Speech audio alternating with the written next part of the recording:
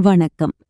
மனிதர்கள், தேவர்கள், முனிவர்கள் என உலகத்திலுள்ள அனைவரும் தேடி வந்து வணங்கும் அந்த பாதங்கள் எவை?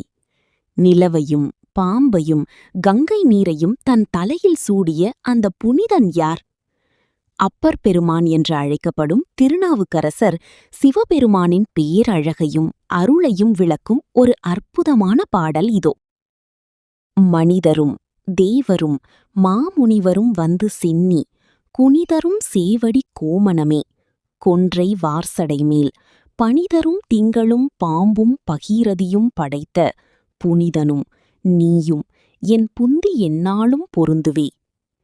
இந்த பாடலின் பொருள் மிகவும் ஆழமானது. தேவரும் மனிதரும், மானிடர்கள் மட்டுமல்ல, இந்த பிரபஞ்சத்தை இயக்கும் தேவர்களும் மௌன நிலையில் இருக்கும் முனிவர்களும் கூட யாருடைய திருவடிகளில் தலை வணங்குகிறார்களோ அந்த திருவடிகளுக்குச் சொந்தக்காரர் சிவபெருமான். சடைமுடி அலங்காரம்.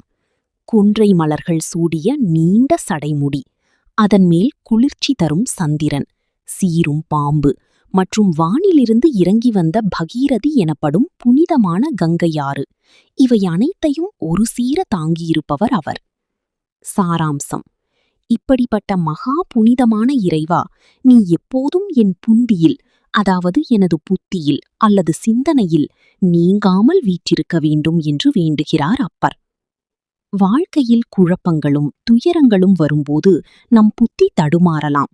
ஆனால் இந்த பிரபஞ்சத்தின் சக்தியான அந்த புனிதன் நம் சிந்தனையில் குடிபுகுந்துவிட்டால் தெளிவும் அமைதியும் தானாகவே வரும்.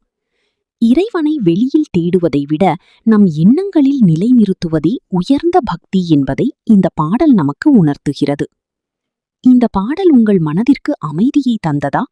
இது போன்ற ஆன்மீக தகவல்கள் மற்றும் தமிழ் இலக்கிய பாடல்களின் விளக்கங்களுக்கு நமது சேனலை சப்ஸ்கிரைப் செய்யுங்கள். தின்னாடுடைய சிவனே போற்றி, இந்நாட்டவர்க்கும் இறைவா போற்றி.